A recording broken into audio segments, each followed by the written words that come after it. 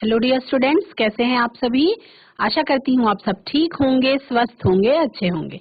ICT virtual classroom Dehradun में आप सभी का स्वागत करती हूँ। मेरा नाम समता है और बच्चों क्लास 9th में हम लोग एग्जामिनेशन में उपयोगी जो क्वेश्चंस हैं उनके बारे में चर्चा कर रहे हैं।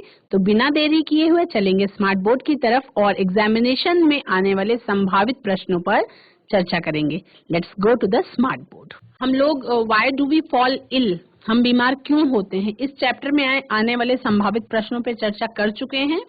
और बच्चों से मेरी रिक्वेस्ट है कि अगर अभी भी बायो से संबंधित जो पार्ट है आपका विज्ञान विषय में, उसमें कहीं कोई प्रॉब्लम है तो चैट के माध्यम से आप पूछ सकते हैं, स्पेसिफिक क्वेश्चन भी पूछ सकते हैं, उसका समाधान भी किया जाएगा। क्योंकि अब जो तैयारी चल रही है, अब जो क्लासेस आपकी चलेंगी वो केवल आपके परीक्षा को ध्यान में रखते हुए, एग्जाम में कौन कौन से क्वेश्चंस आ सकते हैं, अब हम डेली सेशंस में उसके बारे में चर्चा करेंगे।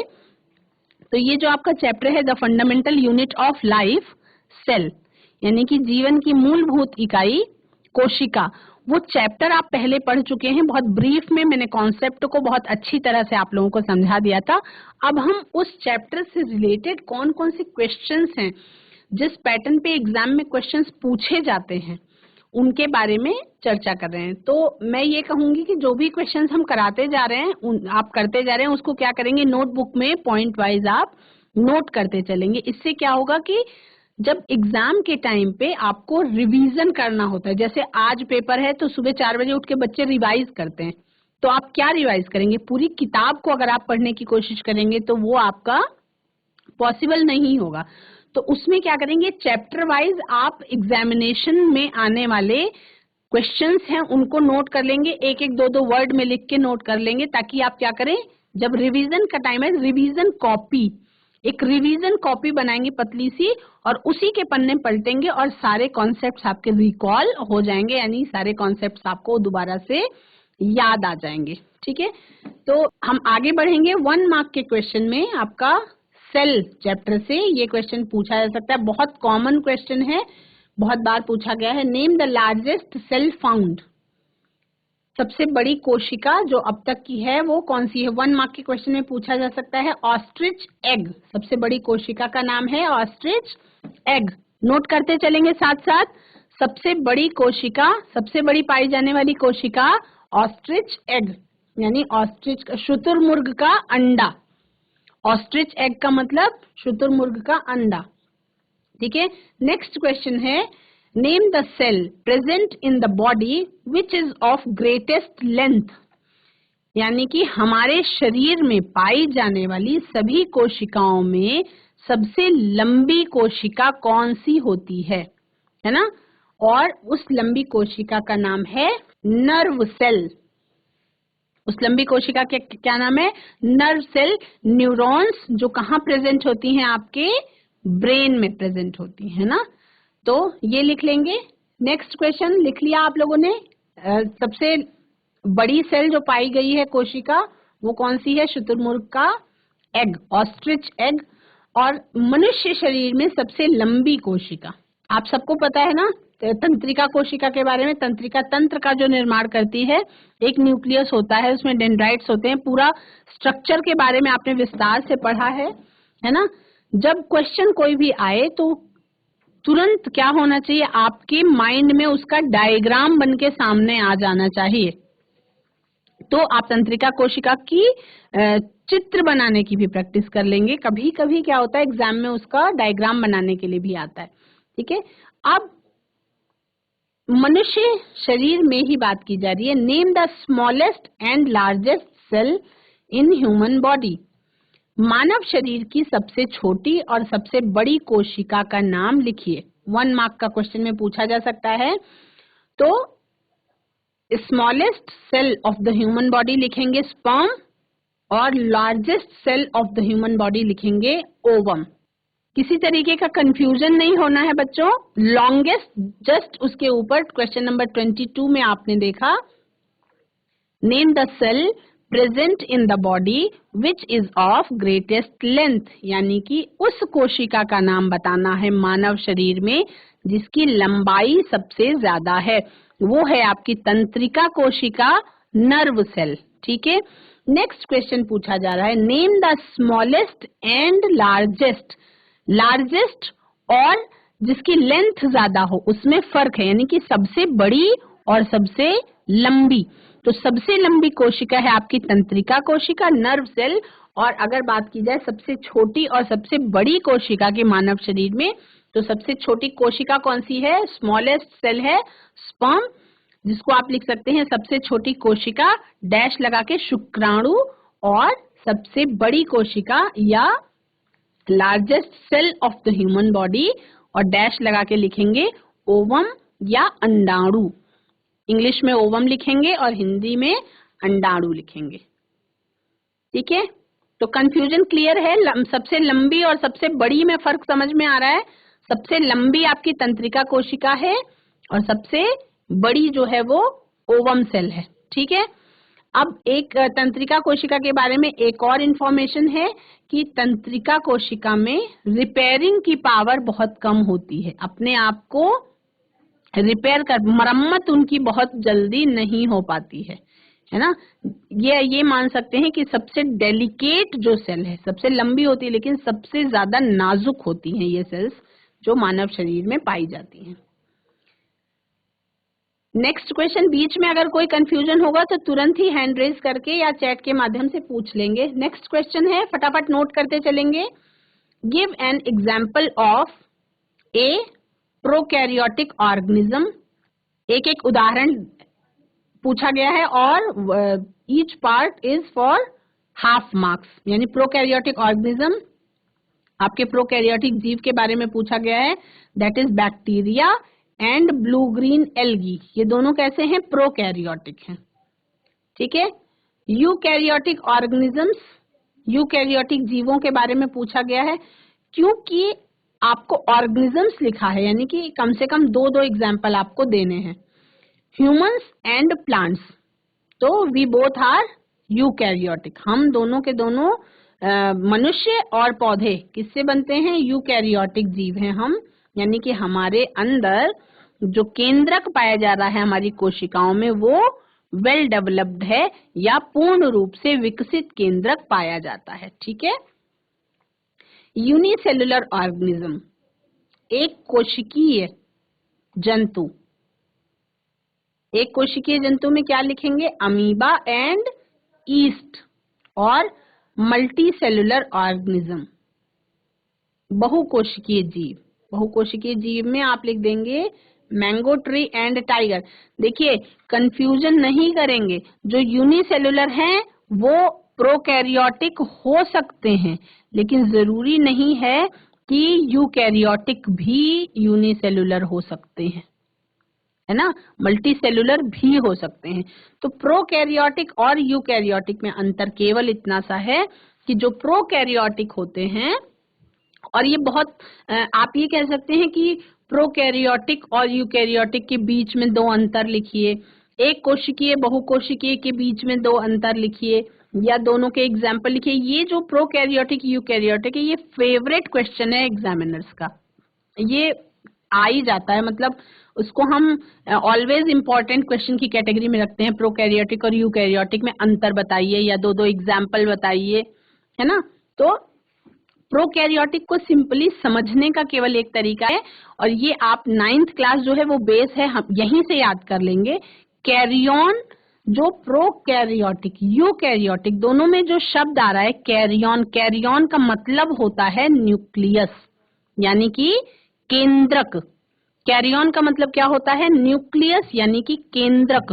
तो प्रोकैरियन मतलब जहां पे केंद्रक विकसित नहीं है प्रॉपर, जिसपे केंद्रक कला नहीं है, यानी केंद्रक के ऊपर कोई कवर नहीं है। और यूकैरियोटिक का मतलब जहां पे पूर्ण रूप से विकसित केंद्रक प्रेजेंट है, केंद्रक पे केंद्रक कला भी है, यानी न्यूक्लियस जो है उसके पास अपना घर है, उसके पास उसकी खुद की दीवारें हैं और उसके अंदर वो रहता है। ठीक है, या एक टिप के तौर पे आप ले सकते हैं, टिप्स के तौर पे एक समझ सकते हैं कि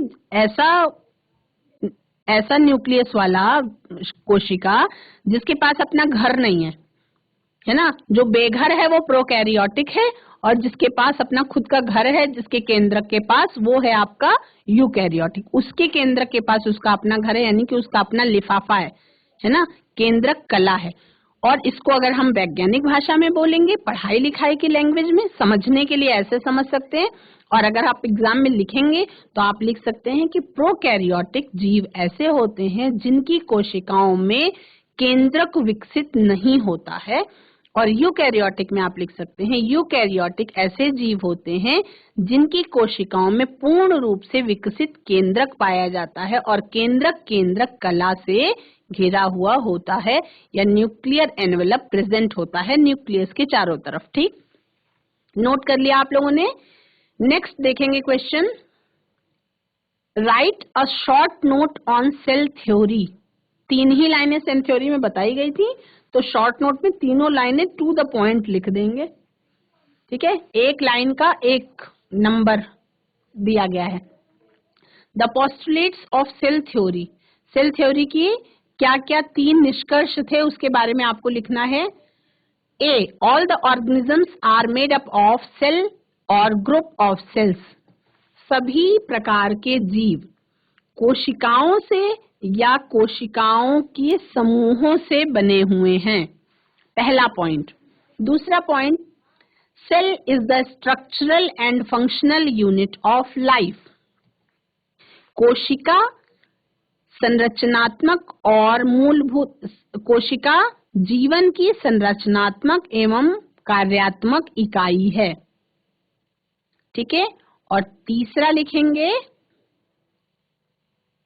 all the cells arise from the pre existing cells, यानी कि सभी कोशिकाएं पहले से मौजूद कोशिकाओं से ही बनती हैं। 3 ही पॉइंट है सेल थ्योरी में, और ये सेल थ्योरी आपको क्लास 11th तक पढ़नी है।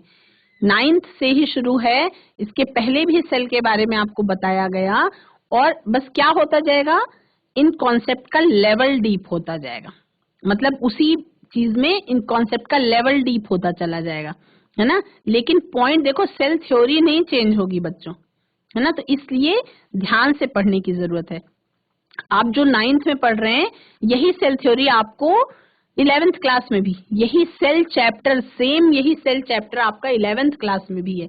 लेकिन उसमें क्या होगा, इस चीजों को इलैबोरेट किया जाएगा। कौन सी लाइन किस वैज्ञानिक ने लिखी, यानी कि कोशिका सिद्धांत किसने दिया, कौन सी, इन तीनों लाइंस को अलग अलग वैज्ञानिकों ने बताया। सबने अपने अपने रिसर्च किए और अलग अलग लाइंस को अलग अलग वैज्ञानिकों ने बताया। तो पूरा जो है डीप होता जाता है स्टडी, है ना, पूरा डीप होता जाता है। तो यानी कि छोटी क्लासेस में थोड़ा कम पढ़ाया जाता है और बड़ी क्लासेस में क्या होता है, कंटेंट ज्यादा हो जाता है। बस इतना ही फर्क है। तो पहले अगर छोटी क्लास से पढ़े हुए रहते हैं, जैसे सेम वैसा ही है, जैसे बिल्कुल छोटी क्लास में हम ABCD पढ़ते हैं, और बड़ी क्लास में क्या होता है, उसी ABCD को जोड़ जोड़ के हम लेटर्स बनाना सीख लेते हैं। और बड़ी क्लास में क्या होता है, लेटर्स के साथ साथ हम, जब लेटर्स को जोड़ करके हम वर्ड्स बनाने लगते हैं, और वर्ड्स को फिर ऐड करके हम सेंटेंसेस बनाने लगते हैं। पर खेल पूरा किसका है, अक्षरों का। ABCD जिसको नहीं आती वो वाक्य क्या लिखेगा, जिसको ABCD आती है वही तो कोई सेंटेंस लिख पाएगा। ठीक उसी तरीके से जब छोटे छोटे कंटेंट आपको आते हैं, तो आप उससे जोड़ करके अपनी बड़ी चीज को भी पढ़ के समझ सकते हैं। नोट कर लिया सभी बच्चों ने। सेल थ्योरी, कोशिका सिद्धांत पर एक टिप्पणी या शॉर्ट नोट लिखिए। नेक्स्ट क्वेश्चन है diagram. Write with the help of a diagram show the cells in the onion peel. प्याज की झिल्ली में जो कोशिकाएं हैं उसका डायग्राम आपको शो करना है, डायग्राम बना करके। तो इसमें इस तरीके का डायग्राम बनाने की प्रैक्टिस करनी पड़ेगी बच्चों, डायग्राम बना करके प्रैक्टिस करनी पड़ेगी। ये तो बहुत इजी डायग्राम है। सेल्स ऑफ अनियन पील ऐसे लिख देंगे और डायग्राम बना लेंगे। 1 मार्क का क्वेश्चन है। आगे बढ़ते हैं। Next question, different types of cells present in human body. Different type of cells present in human body, name of few. आप इसमें से जो चाहे वो लिख सकते हैं, आप इसमें से जो चाहे वो लिख सकते हैं।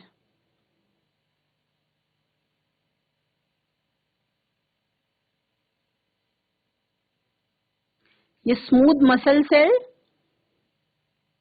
ये ब्लड सेल्स, डायग्राम की प्रैक्टिस करनी होगी आपको। स्मूथ मसल सेल्स, ये चिकनी मांसपेशी कोशिका, ये आपकी रक्त कोशिकाएं, गोल गोल सा स्ट्रक्चर होता है। ये रेड ब्लड सेल्स की स्ट्रक्चर है जो चपटी होती है। Nerve cell, bone cell, fat cell का डायग्राम बहुत अच्छा है, केवल गोला बनाना है बस और एक केंद्रक छोटा सा बना देना है। ये आपकी वसा कोशिकाएं हैं जो फैट ग्लोब्यूल्स के रूप में प्रेजेंट होती हैं, आपकी स्किन के जस्ट नीचे प्रेजेंट होती हैं एडिपोज टिश्यू में, है ना, जिसके बारे में आपने चर्चा की थी हमने क्लास 8th में भी ये चैप्टर है।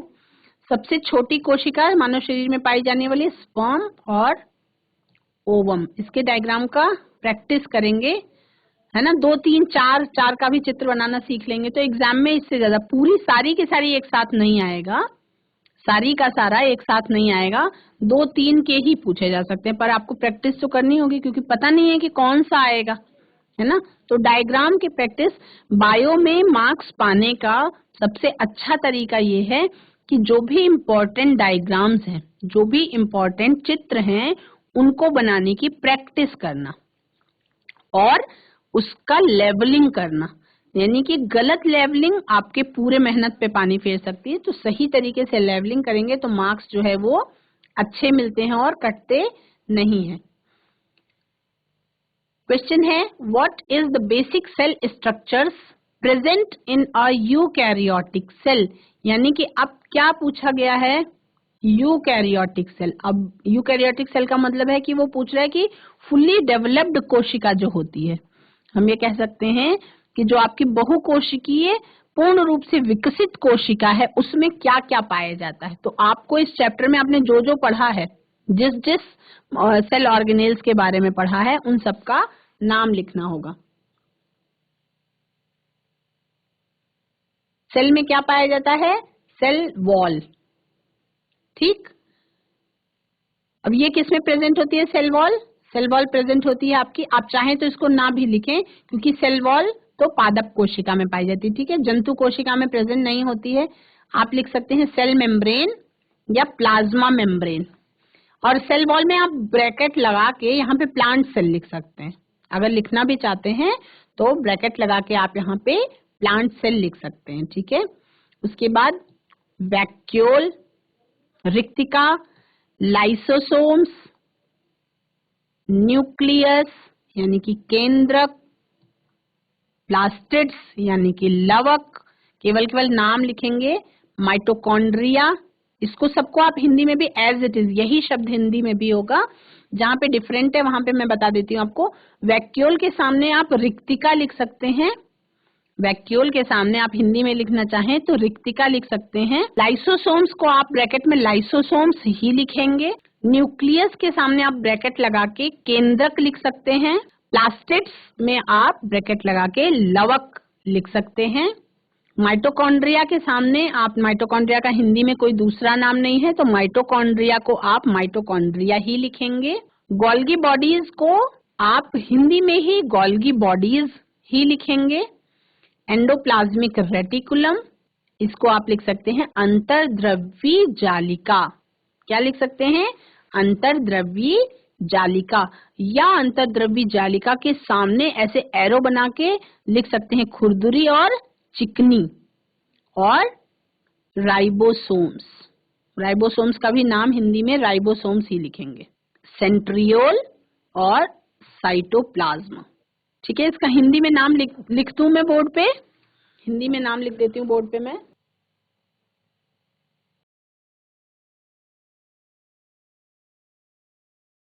रिक्तिका, यहाँ पे लिखेंगे लाइसोसोम्स, यहाँ पे लिखेंगे न्यूक्लियस में लिखेंगे केंद्रक, प्लास्टिड्स में आप लिख सकते हैं लवक, प्लास्टिड्स में क्या लिख सकते हैं, लवक,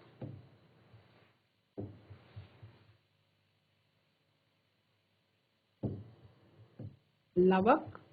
यहां लिखेंगे माइटोकॉन्ड्रिया,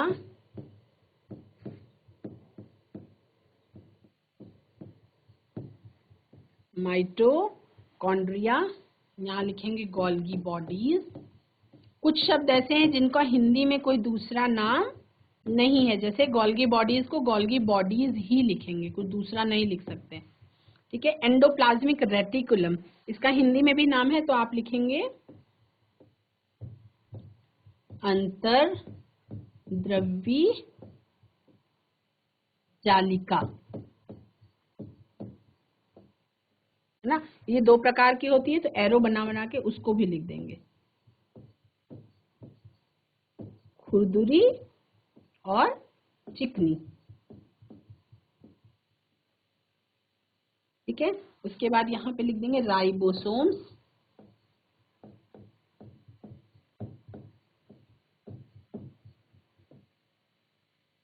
सेंट्रियोल, साइटोप्लाज्म का कोशिका द्रव्य।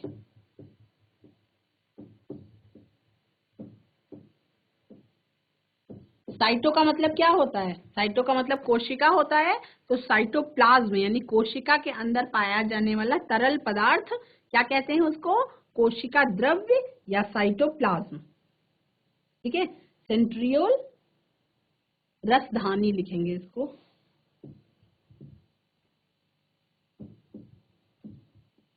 ठीक है। तो इस तरीके से किसी भी कोशिका में पाए जाने वाले सेल ऑर्गेनेल्स के बारे में या कोशिकांगों के बारे में आप लिख सकते हैं। अब एग्जाम की तैयारी तब पक्की मानी जाएगी जब ये सारे सेल ऑर्गेनेल्स के नाम आपको सामने दिख रहे हैं, तो इसी समय पे तब तैयारी पूरी मानी जाएगी जब सारे नाम के साथ साथ आपको विजुअलाइज होने लगे कि डायग्राम, इसका चित्र कैसे बनेगा, और इसके बारे में दो दो पॉइंट्स भी अगर दिमाग में याद आने लगे, तब आप मानिए कि आपके एग्जाम की तैयारी कंप्लीट है। परीक्षा की तैयारी, जितने भी पार्ट्स हैं, इन पार्ट्स का डायग्राम अगर आपको विजुअलाइज हो रहा है, मतलब बिना किताब में देखे, क्योंकि एग्जाम में आपको बुक थोड़ी ना मिलेगी, तो किताब में देखे बिना अगर सारे कोशिकांगों के आपको चित्र आपके दिमाग में दिखाई पड़ रहे हैं और उसके बाद आप उसके बारे में दो दो लाइन समझ भी पा रहे हैं, आपको याद आ रही है, तो इसका मतलब ये है कि आपके परीक्षा की तैयारी पूरी है। ठीक है। नेक्स्ट क्वेश्चन समझेंगे, अगर ये नोट कर चुके हैं आप लोग तो नेक्स्ट क्वेश्चन देखते हैं। Plasma membrane and cell wall, ये जो कॉन्सेप्ट है, इससे कौन कौन से क्वेश्चन बन सकते हैं? What is cell wall and plasma membrane? दो पार्ट्स में पूछा गया, यानी 1.5 नंबर का एक पार्ट है और 1.5 नंबर का एक पार्ट है। What is cell wall and plasma membrane, यानी कि कोशिका भित्ति और प्लाज्मा मेम्ब्रेन क्या है? तो आंसर लिखेंगे, cell wall is the outermost rigid covering of plant cell providing protection to plasma membrane and cytoplasm. कोशिका भित्ति पादप कोशिका में पाई जाने वाली एक दृढ़ कवरिंग है, दृढ़ सबसे बाहरी आवरण है जो कि कठोर होता है, और ये प्लाज्मा मेम्ब्रेन और कोशिका द्रव्य को रक्षा देने का काम करता है। It is dead part of plant, यानी कि ये किसी पौधे का मृत भाग है, and absent in animal cell. दो ही लाइन में पूरी इंफॉर्मेशन दे दी गई है और ये कंप्लीट है। तो व्हाट इज सेल वॉल, आपको समझ में आ रहा है कि कोशिका भित्ति जो है वो केवल पादप कोशिका में पाई जाती है, जंतु कोशिका में नहीं पाई जाती है ना। और या उसको ऐसे याद कर सकते हो कि जो पौधे होते हैं बच्चों, पौधे ठोस होते हैं, है ना। जैसे किसी पेड़, कोई पेड़ है तो पेड़ तो आप अपनी स्किन को दबा सकते हो, शरीर में हमारे कोई भी इस तरीके का सेल नहीं है कि जो बहुत ज्यादा कठोर है, हड्डी को छोड़ के। तो हड्डी तो बहुत शरीर के अंदर है, बाहर से सारी सेल्स को आप पुश कर सकते हो, जगह अपनी छोड़ देती है। लेकिन क्या पौधे के तने को आप दबा दोगे तो पतला मोटा कर सकते हो? नहीं। तो सेल वॉल जो है वो रिजिड कवरिंग होती है किसी भी पौधे पर, और वो आउटर मोस्ट रिजिड कवरिंग होती है जो उसमें मौजूद कोशिकाओं की और प्लाज्मा मेम्ब्रेन की रक्षा करती है। तो कोशिका के अंदर जो साइटोप्लाज्म है उसकी भी रक्षा करने के लिए कोशिका भित्ति पादप कोशिका में पाई जाती है, जो कि जंतु कोशिका में प्रेजेंट नहीं होती है, या कह सकते हैं कि जंतु कोशिका में अनुपस्थित होती है। ठीक है। प्लाज्मा मेम्ब्रेन लिविंग और डेड। आंसर लिखेंगे, अनलाइक सेल वॉल, कोशिका भित्ति के उल्टे जो प्लाज्मा मेम्ब्रेन होता है is a living part of the cell. ये एक कोशिका का जीवित भाग होता है। कोशिका भित्ति डेड पार्ट है और प्लाज्मा मेम्ब्रेन जो है वो जीवित भाग है। ठीक, यानी कि प्लाज्मा मेम्ब्रेन और सेल वॉल में क्या अंतर है, ये बच्चों को समझ में आ गया। प्लाज्मा मेम्ब्रेन और सेल वॉल में क्या अंतर है आपने सारा पढ़ा हुआ है ना, लेकिन एग्जाम में क्या होता है, ट्रिकी क्वेश्चंस आते हैं। क्वेश्चंस को एग्जामिनर हमेशा घुमा के पूछता है ना। आपने हमेशा देखा होगा कि जो क्लास में आपके टीचर ने पढ़ाया है, अगर मान लीजिए जैसे इमला कोई डिक्टेशन बोला जा रहा है, तो वो शब्द जो आपके टीचर ने क्लास में बोले थे, जब एग्जाम में डिक्टेशन बोलेंगे तो वो सारे शब्द डिफरेंट हो जाएंगे, मतलब अलग अलग शब्द बोल देंगे, क्योंकि उन्होंने क्या पढ़ा दिया था आपको, बेसिक मात्राएं पढ़ा दी थी। तो उनको पता है कि आपको उन्होंने लिखना सिखा दिया है, तो वो जो बोले आप सब कुछ लिख सकते हो, है ना। तो वो चेक करते हैं कि आप कितना लेवल तक लिख सकते हो। ठीक उसी प्रकार से एग्जाम का प्रश्न पत्र बनाया जाता है, क्वेश्चन पेपर, जिसमें आपकी आपने सीखने में कितना लेवल पार कर लिया है उसकी जांच की जाती है। आपके बुद्धि की जांच नहीं की जाती। टीचर को पता है कि कभी कभी क्या होता है बच्चों की, बहुत सारे बच्चे जो पढ़ने में बहुत तेज हैं उसके बावजूद भी मार्क्स कम आ जाते हैं। क्यों? क्योंकि जो क्लास में सिखाया गया वो उन्होंने अच्छी तरह से नहीं सीखा। तो आपने कितना सीख लिया है उसके लेवल को चेक करने के लिए ही एग्जाम होते हैं। तो एग्जाम से डरने की कोई जरूरत नहीं है। Give a brief account of structure of plasma membrane के बारे में लिखेंगे। Plasma membrane is a living flexible selectively permeable membrane. Plasma membrane जो होती है वो एक जीवित, फ्लेक्सिबल और सेलेक्टिवली परमिएबल मेम्ब्रेन होती है। The structure is made up of phospholipids, proteins, cholesterol and polysaccharides. Selectively permeable का मतलब समझ में आ रहा है कि जो वो चाहते हैं, वर्णात्मक पारगम्य बोलते हैं उसको, जो चाहते हैं वो कंटेंट अपने अंदर आने देते हैं, या आप ये कह सकते हैं कि अपने फ्रेंड कंटेंट को अंदर आने देते हैं और टॉक्सिक कंटेंट को कोशिका के अंदर आना अलाउ नहीं करते हैं। ठीक है। प्लाज्मा मेम्ब्रेन कोशिका के दरवाजे की तरह एक्ट करती है, जो अपने जान पहचान के और अपने काम के आदमी को अंदर आने देती है, और जिसकी जरूरत नहीं है उसके लिए दरवाजा बंद हो जाता है, वो अंदर नहीं आ पाता है ना। सेलेक्टिवली परमिएबल का मतलब यही है। किस चीज से ये संरचना बनी होती है? फॉस्फोलिपिड्स, प्रोटीन्स, कोलेस्ट्रॉल और पॉलीसेकेराइड्स से मिल करके ये संरचना बनी होती है। अब इसके बारे में fluid mosaic model for plasma membrane किसने सजेस्ट किया था? सिंगर एंड निकोलसन नाम के वैज्ञानिक ने सेलेक्ट किया था। अब इसमें फ्लूइड मोज़ेक मॉडल जो प्लाज्मा मेम्ब्रेन का था उसके क्या हाइलाइट्स थे, उसके बारे में 2 पॉइंट्स लिख देंगे। Highlights of fluid mosaic model. ये लिखेंगे, plasma membrane is a bilayer of phospholipids. ये फॉस्फोलिपिड्स की बनी हुई एक दोहरी परत होती है, बाइलेयर होती है। The phospholipid bilayer is arranged with their hydrophilic heads protruding to the outside and the hydrophobic tails inside.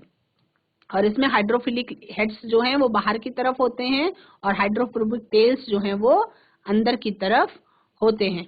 इसका डायग्राम देख लेंगे आप लोग। 2 types of proteins are present in the structure. इस स्ट्रक्चर में 2 तरीके की प्रोटीन्स प्रेजेंट होती हैं। ठीक है। Intrinsic proteins, these proteins float in the fluid phospholipid forming a channel between inside and outside environment of the cells. और extrinsic proteins होती हैं, these proteins float either of the surfaces, ये सतह पे ही तैरती रहती हैं, और वो जो है इंट्रिंसिक प्रोटीन्स ये अंदर की तरफ फॉस्फोलिपिड के चैनल के अंदर तैरती रहती हैं। ठीक है, फिर अभी जो हमने डिस्कस किया कि सेलेक्टिवली परमिएबल मेम्ब्रेन से आपका क्या मतलब है, what do you mean by selectively permeable membrane, which of the two cell wall or plasma membrane have this feature। आपका सेलेक्टिवली परमिएबल मेम्ब्रेन से क्या मतलब है, यानी कि इस वर्णात्मक पारगम्य झिल्ली से आपका क्या तात्पर्य है, और कौन सी दो सेल्स होती हैं, सेल वॉल या प्लाज्मा मेम्ब्रेन, जिसमें ये फीचर पाया जाता है। ठीक है, तो सेलेक्टिवली परमिएबल मेम्ब्रेन का मतलब अभी हमने डिस्कस कर ही लिया है ना, तो रिपीट नहीं करेंगे। वो ऐसी झिल्ली जिसके अंदर अपने फ्रेंड कंटेंट को वो आने देता है। एग्जाम्पल पे उसको हम अपने घर के दरवाजे की तरह समझ लेंगे कि हम अपने घर के दरवाजे के अंदर किसको घुसने देते हैं। अगर हमें पता है कि बाहर कोई खतरा है, कोई चोर है, तो क्या हम उसको दरवाजा खोलेंगे? नहीं, दरवाजा हम केवल उसके लिए खोलते हैं जिनको हम पहचानते हैं, जो हमारे दोस्त की या जान पहचान की कैटेगरी में होते हैं। तो सेलेक्टिवली परमिएबल मेम्ब्रेन बिल्कुल आपकी कोशिका के दरवाजे की तरह एक्ट करता है, जो फ्रेंड कंटेंट को या जो उसके फायदे का कंटेंट है उसको अंदर आने देता है, और किसी भी टॉक्सिक कंटेंट को अंदर आने नहीं देता, अलाउ ही नहीं करता है कि वो अंदर आ सके। तो अ selectively permeable membrane is a membrane which allows the entry and exit of some selected materials। कुछ selected materials को ही अंदर बाहर जाने की अनुमति देता है वर्णात्मक पारगम्य झिल्ली। ठीक है, since plasma membrane permits the in and out through the cell of some substances and not all it is selectively permeable। जो सबको अंदर आने की अनुमति नहीं देगा, हर पदार्थ को अंदर आने की अनुमति नहीं देता है, कुछ चयनित पदार्थों को भी अंदर आने की अनुमति, केवल कुछ चयनित पदार्थों को ही अंदर आने की अनुमति देता है। तो आपको वर्णात्मक पारगम्य या सेलेक्टिवली परमिएबल का मतलब समझ में आ गया है ना। On the other hand cell wall is permeable।